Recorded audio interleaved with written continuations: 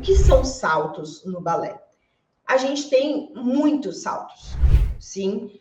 A gente tem... Coloquem aí para mim os nomes dos saltos. Vamos lá, ó. A gente vai ter desde o padechá é um salto. Posso ter esse padechá italiano. Posso ter grand jeté, que eu não tenho muito espaço, mas seria mais ou menos isso. Posso ter saut de cheval. Sim. Então, existem uma porrada. Posso ter pas de basque, saut de basque. Posso ter... Que mais? Muitos. Existem muitos tipos de saltos no balé. A gente tem os saltos pequenininhos, que são aqueles glissade é pequenininho, GT coupé é pequenininho, assemblée é pequenininho, mas a gente tem os grandes saltos, sim? Quando o salto é pequenininho, o que a gente precisa fazer para conseguir fazer esses saltos pequenininho e para fazer de uma maneira que fique bonito e harmonioso, sim? Primeira coisa, não o salto ser bonito, ter aquele balão que a gente parece que para no ar e tudo mais, ele não diretamente está ligado com o seu peso. É claro que quanto mais leve eu estou, mais fácil fica para saltar. Menos pesada, né? Menos peso, minhas pernas têm que impulsionar para cima. Mas existem muitas bailarinas magrelinhas que não sabem aplicar a técnica do salto e na hora que elas saltam, parece que elas estão pesadas, faz até um barulhão na hora que desce.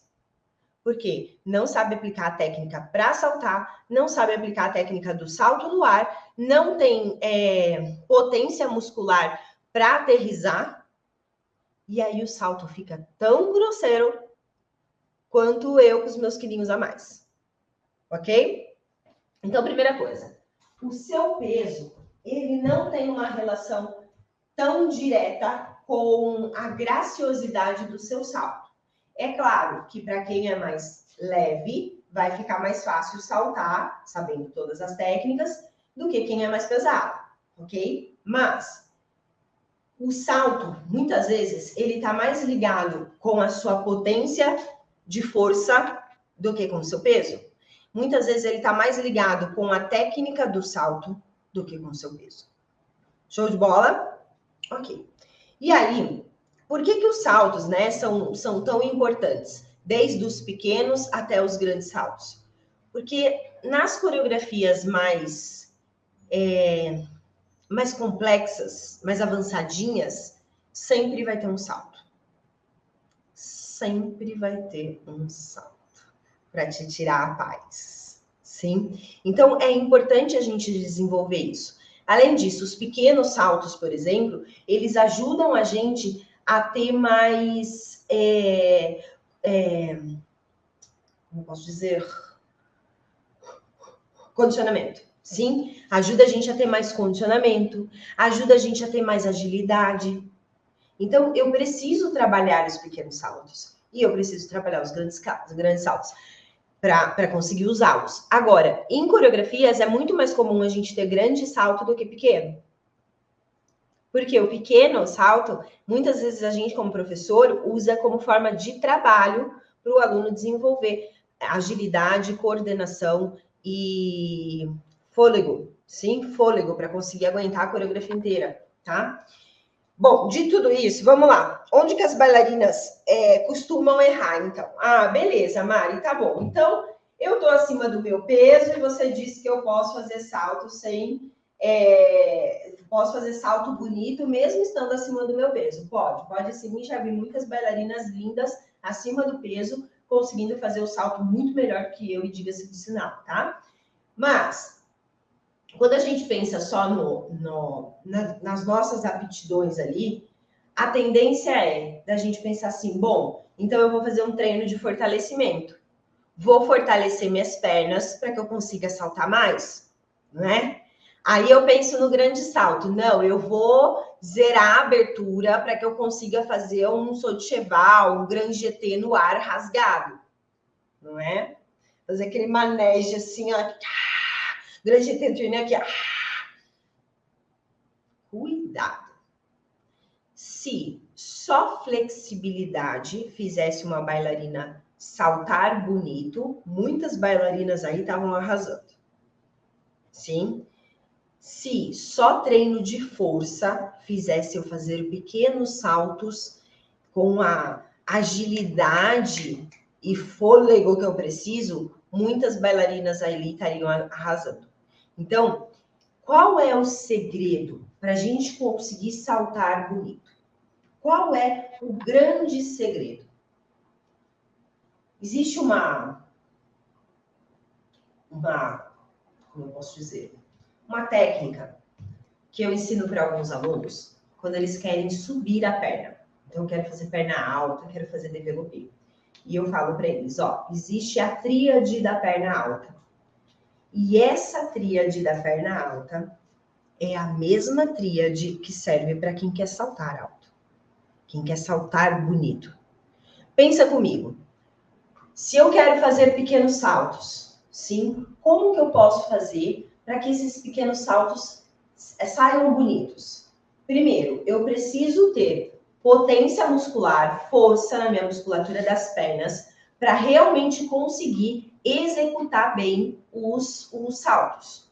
Segunda coisa, eu preciso ter agilidade nessas pernas. Não basta eu ter força, mas eu preciso ter agilidade. Então, como que eu posso trabalhar a força e a agilidade dessas pernas? Vamos lá.